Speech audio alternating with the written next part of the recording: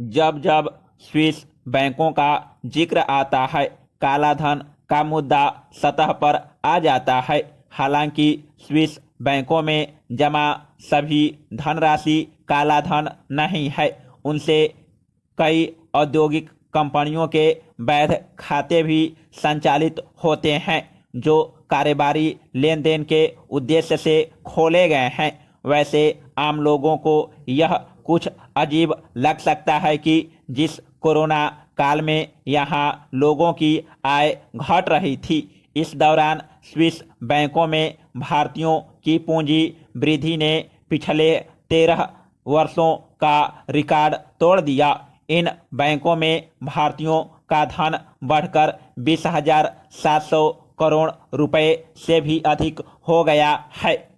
Switzerland के केंद्रीय bank के मुताबिक भारतीयों का धन नगदी के रूप में नहीं, बल्कि सिक्योरिटी, विभिन्न बॉन्ड और कई अन्य तरह की वित्तीय होल्डिंग के कारण बढ़ा है।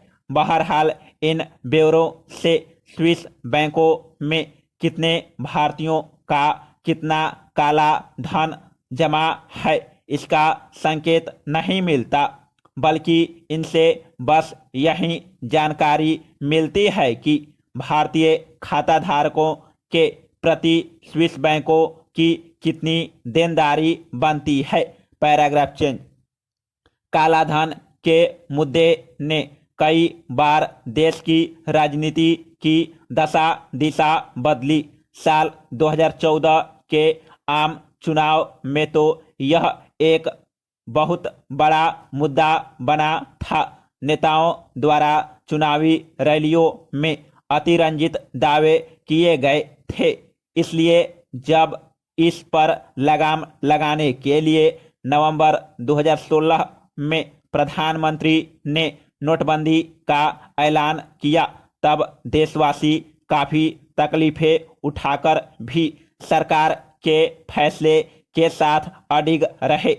लेकिन कुछ ही महीनों में यह साफ हो गया कि इससे कोई फायदा नहीं हुआ। इसका सबसे बड़ा प्रमाण है चुनाव आयोग द्वारा लोकसभा और विधानसभा चुनावों में बड़े पैमाने पर नकदी, शराब व आभूषणों की बरामदगी बताने की जरूरत नहीं कि कुछ महीनों में नोटबंदी से अर्थव्यवस्था को नुकसान ही पहुंचा। उसके बाद काला धन का मुद्दा न सरकार के लिए लोकलुभावन बचा और न लोगों के लिए किसी उम्मीद का बाइस रहा।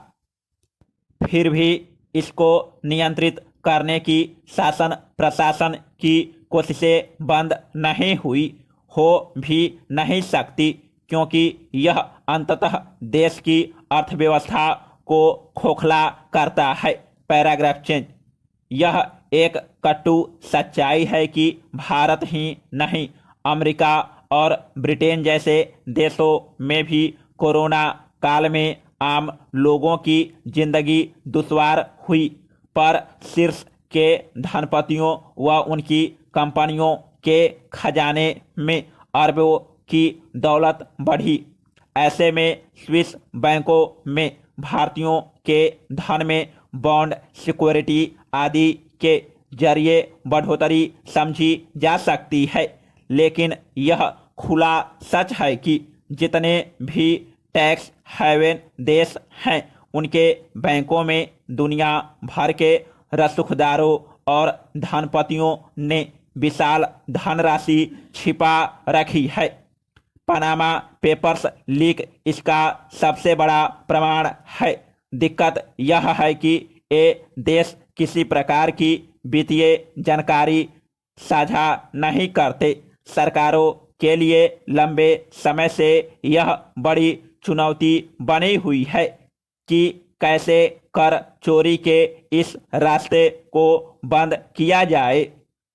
जाहिर है, कूटनीतिक तरीके से ही ऐसे खाताधारकों तक पहुंचना होगा। भारतीय अर्थव्यवस्था की स्थिति इस वक्त अच्छी नहीं है और आने वाले कुछ वर्षों में उसके आर्थिक अनुशासन की कड़ी परीक्षा होगी।